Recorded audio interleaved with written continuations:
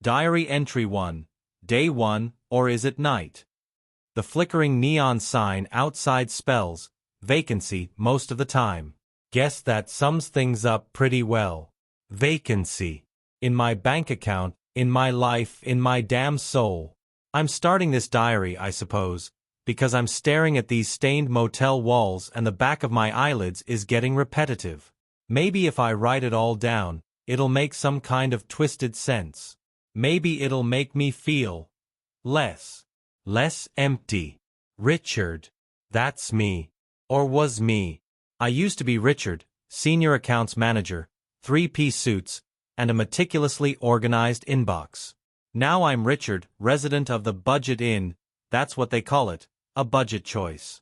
More like budget hell, if you ask me. They fired me. Just like that. Walked into my office, said, "We're restructuring, Richard. Your position is redundant." Redundant. Like I was a spare wheel on a car that never gets a flat. 20 years, 20 goddamn years I gave to that company, and I was redundant. No warning. No, Richard. We're thinking of making some changes. Nothing. Just a pink slip and a cardboard box filled with my stapler, a framed picture of my dog, God, I miss Buster, and a sense of utter bewilderment. I drove. That's all I remember. Just driving. Away from the gleaming glass tower that had defined my existence for 2 decades. Away from the polite smiles and the backstabbing whispers. I drove until the gas gauge needle practically kissed E, and then I found this establishment. The bed sags, the air smells vaguely of stale cigarettes and regret, and the TV only gets 3 channels, all of which are infomercials for things I can't afford. But it's a roof, I guess. For now. I called Mom. I shouldn't have. She started crying. Said I should come home. Said she'd always have a room for her Ricky. Ricky. God, I haven't been Ricky in decades. It just made me feel worse. Like I'd failed her too. Loneliness is a cold, heavy weight. It settles in your bones and makes it hard to breathe. It's amplified here, in this anonymous room, surrounded by the ghosts of countless other lonely travelers. I should look for jobs. I should update my resume. I should, something, anything. But I just can't seem to muster the energy. The thought of facing another interview, another round of forced smiles and hollow platitudes, just makes me want to crawl under the covers and disappear. Maybe tomorrow. Diary Entry 2. Day 4, or is it 5? The neon sign is definitely stuck on vacancy now. A fitting metaphor. I haven't left this room in 3 days. I've been living on stale crackers and lukewarm instant coffee. I know, a proper diet will make me feel better. But I don't care. I did manage to update my resume.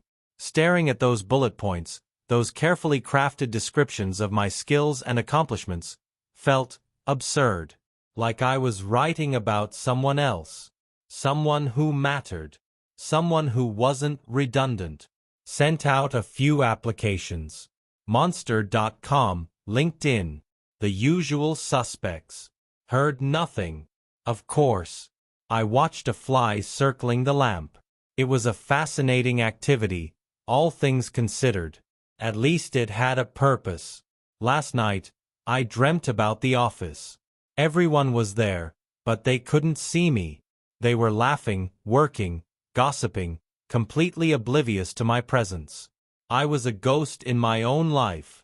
I woke up sweating and shaking. I thought about Buster. My old dog. He died last year. Loyal, goofy old mutt. He never judged me. He was just happy to see me. I miss him terribly. I'm starting to think this is it. This is my life now. Room 14 at the Budget Inn. Stale crackers and lukewarm coffee. Flies and nightmares. I saw a couple checking in earlier. Young in love, holding hands. They looked so alive. So full of hope. I remembered what that felt like. A long time ago. I wonder if they know what's waiting for them. Diary entry 3, day 7, I think. The neon sign. Still vacancy. Shocking.